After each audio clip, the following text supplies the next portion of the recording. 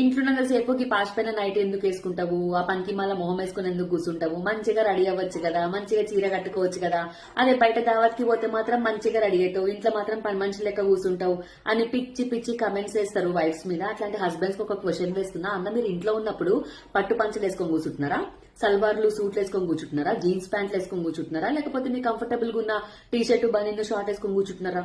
ఇంకొంతమంది అయితే షర్ట్ వేసుకోరంట కదా, ఇల్లు మొత్తం షర్ట్ లేకుండా తిరుగుతారంట. ఇదేందయ్యా అని అడిగితే ఇంట్లో ఉన్నప్పుడు బట్టలు ఎందుకు అని అంటారంట.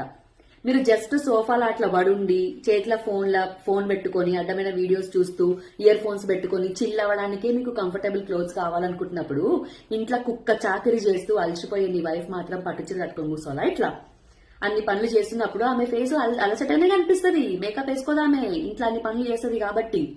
ఇంకొంతమంది ఉంటారు, ఎవరి కోసం పోతున్నావే ఆఫీస్ కి అంత మంచిగా రెడీ అయ్యి ఇంట్లో మాత్రం బికార్ ముఖం వేసుకొని ఉంటావు అని అంటారు. అట్లానే హస్బెండ్స్ కి కూడా ఒక క్వశ్చన్ వేస్తున్నా, మీది నో